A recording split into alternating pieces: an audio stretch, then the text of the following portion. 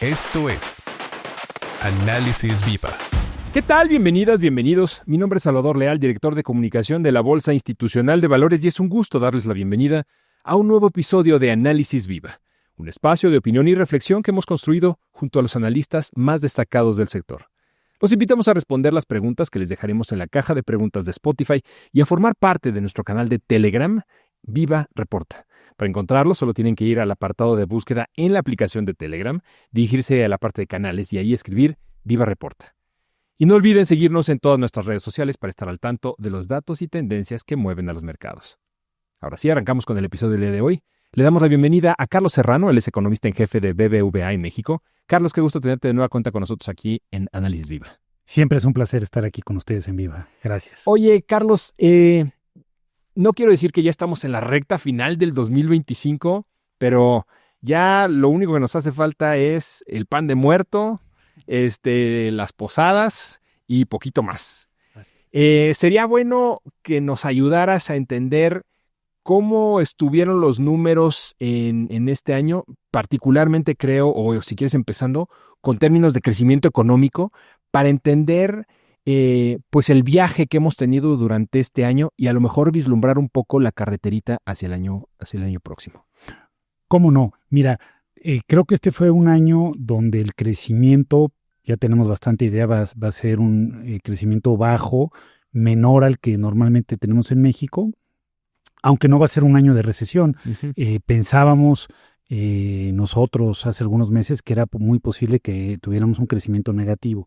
La razón por la cual no vamos a ver un crecimiento negativo es que al sector externo le ha ido muy bien. Las exportaciones mexicanas han tenido un crecimiento muy importante, lo cual puede resultar paradójico, ¿no? Este ambiente de proteccionismo con Estados Unidos, pero creo que han ocurrido dos cosas. La primera es que se intentaron adelantar muchas exportaciones ante la expectativa que podían venir más aranceles. La segunda es que, a pesar de todas las amenazas, México puede exportar una cantidad muy importante de bienes sin arancel a Estados Unidos. A julio, el 82% de las exportaciones mexicanas a Estados Unidos se hicieron libres de arancel. Esto en parte porque México tiene la ventaja de que lo que se exporte a través del tratado no tiene arancel, más que se han exentado muchos bienes. Y eso me parece que ha hecho que también que las exportaciones crezcan muy bien. Entonces, esa es la parte que se ve bien de la economía de México. Lo que no se ve tan bien es la demanda interna, en particular la inversión. La inversión tiene una caída de 6.4%. En la primera mitad del año, y eso pues preocupa mucho. Creo que la caída en la inversión se debe sobre todo a la incertidumbre que hay, primero en términos institucionales, la incertidumbre que ha traído la reforma judicial, la que ahora trae la ley de amparo, y también desde luego después la incertidumbre comercial. Esa menor inversión está haciendo que haya una menor contratación de trabajadores, y por lo tanto el menor empleo también está resultando en que el consumo esté en contracción. El consumo tiene una contracción de 0.1% también en la primera mitad del año. Entonces vemos una situación donde la demanda interna está débil, pero la demanda externa ha estado fuerte. Creo que terminaremos viendo un crecimiento entre 0.5 y 1% este año, que afortunadamente no va a ser una recesión, pero claramente es un año de crecimiento débil, más débil de lo que normalmente crece la economía de México. Hacia adelante, hacia 2026, yo creo que la clave va a ser qué ocurra con la revisión del Tratado de Libre Comercio entre México, Estados Unidos y Canadá.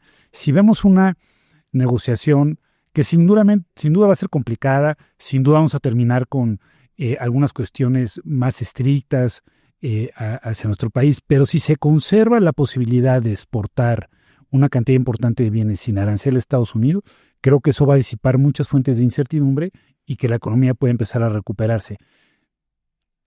¿Qué tanto se va a crecer en el año? Pues dependerá de cuándo se haga esta revisión. Si es hacia final del año, creo que veremos un crecimiento pues más bien bajo, hacia el 1%. Si es al principio, creo que podemos crecer más.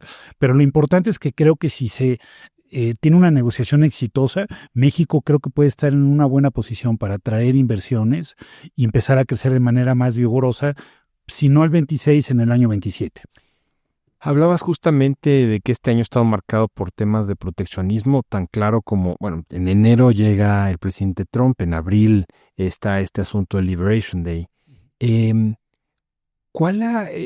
aunque resulta un poco contraintuitivo, ¿cómo ha sido este espacio de proteccionismo? ¿Cómo ha afectado, o cómo más bien a lo mejor no ha afectado a Estados Unidos y nos ha permitido a nosotros tener esta, pues al parecer, ventaja sobre muchos otros países?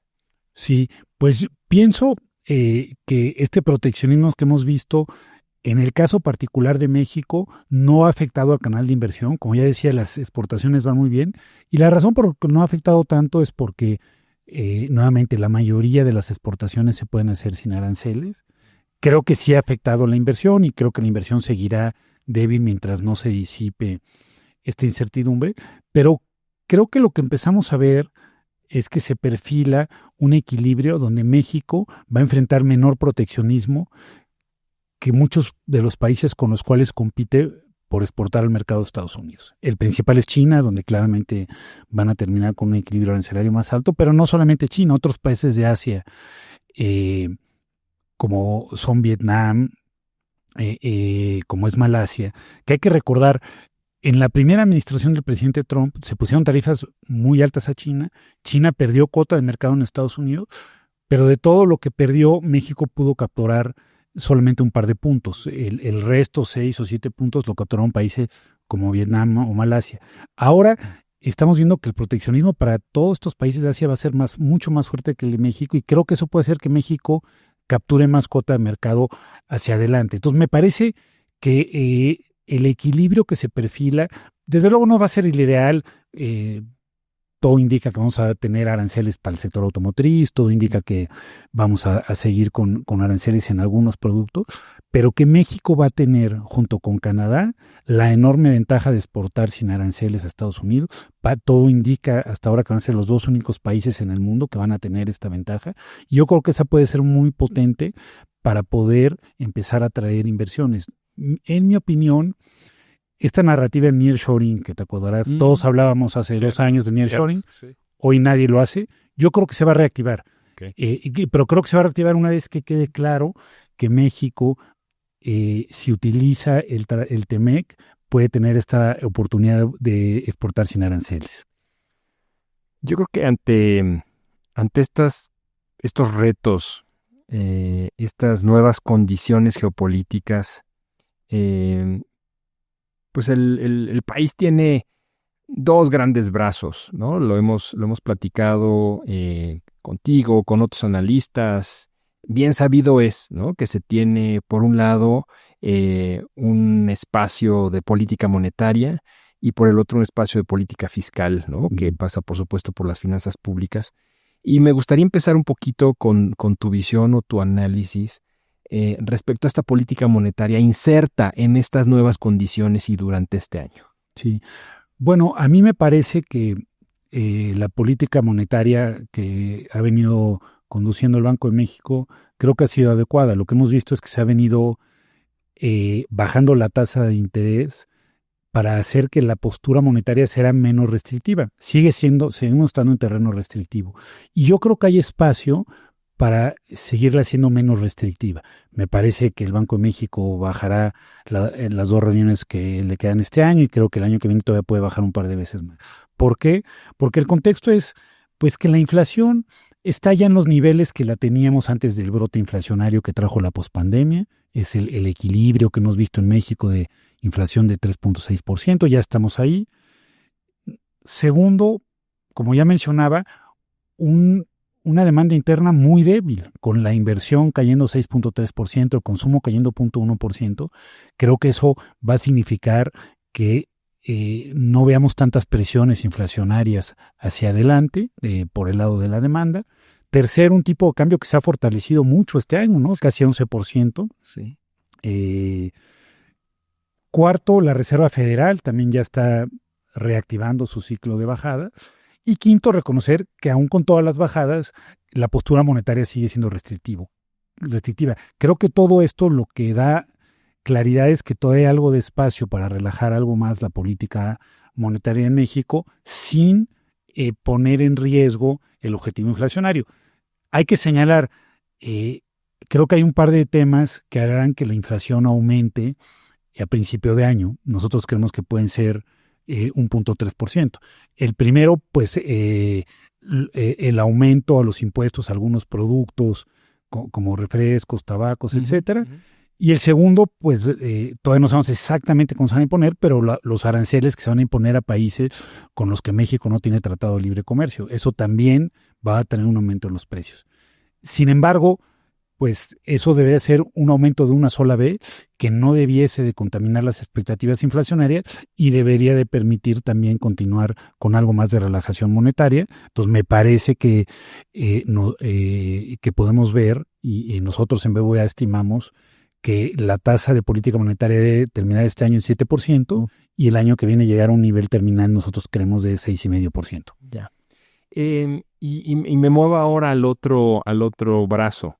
Finanzas públicas. La respuesta que ha tenido desde la política fiscal la administración a esta nueva forma, ¿no? de enfrentar, o más bien a esta nueva economía, a este nuevo panorama económico que se vive con proteccionismo, con crecimiento bajo. ¿Cómo estás viendo eso? Bueno, me parece que lo que estamos viendo es que las finanzas públicas empiezan a estar algo estresadas porque hay algunos conceptos del gasto que están aumentando de manera importante. En particular, lo que se gasta por pensiones y lo que se gasta por servicio de deuda.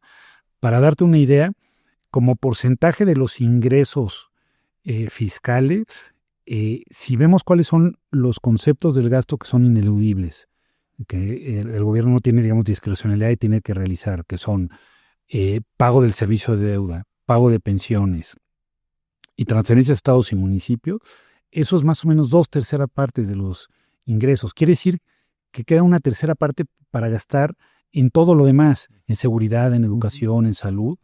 Esa tercera parte representa alrededor de 7 puntos del PIB. Entonces, tenemos esos 7 puntos del PIB más lo que se contraiga de déficit, y creo que eso es muy poco espacio fiscal. Entonces, me parece que si seguimos en estos equilibrios de tener déficits de alrededor del 4%, como vamos a ver este año y el que viene, pues podemos tener una trayectoria creciente de deuda que eventualmente podría resultar en un aumento en las tasas de interés.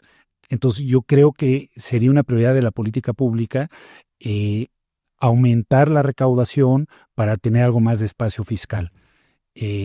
¿Cómo se podría lograr esto? Creo que en el caso particular de México el problema no son las tasas impositivas, no son particularmente bajas. El gran problema en México es la enorme informalidad, la gran evasión.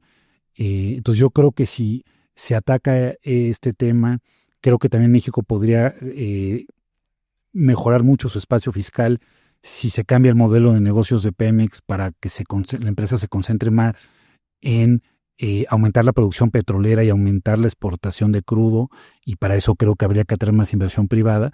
También estaremos en un equilibrio donde Pemex eventualmente necesitará menos apoyo público y eso liberaría las finanzas públicas.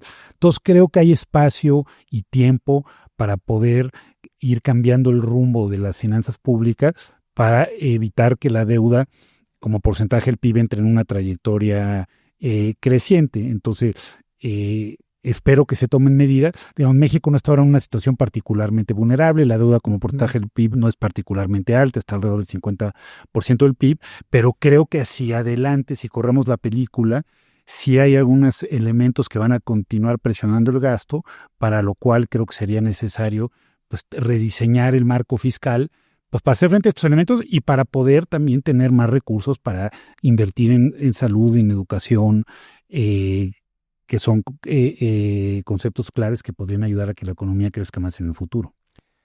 Me quedo con este toque más estratégico a lo mejor, y además de agradecerte que nos hayas acompañado en este episodio, pues también que nos sigas acompañando en tratar de entender, ¿no?, hacia dónde se va moviendo el ciclo económico, cómo se va a terminar de resolver el asunto del proteccionismo, y ver el próximo año cómo se logra saltar ese reto que va a ser la renegociación del tratado, ¿no?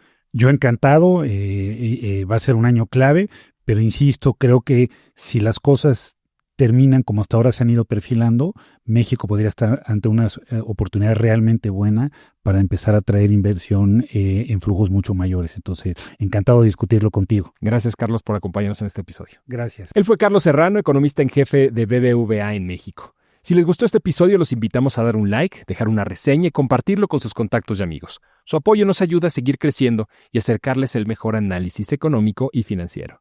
La producción de este podcast estuvo a cargo de Rogelio Unzueta, con el apoyo de nuestros ingenieros en audio y video, Héctor García y Omar Vieira. Yo soy Salvador Leal y esto fue Análisis Viva. Nos escuchamos en el próximo episodio. La Bolsa Institucional de Valores presentó Análisis Viva. Suscríbete a nuestro podcast y síguenos en todas nuestras redes sociales.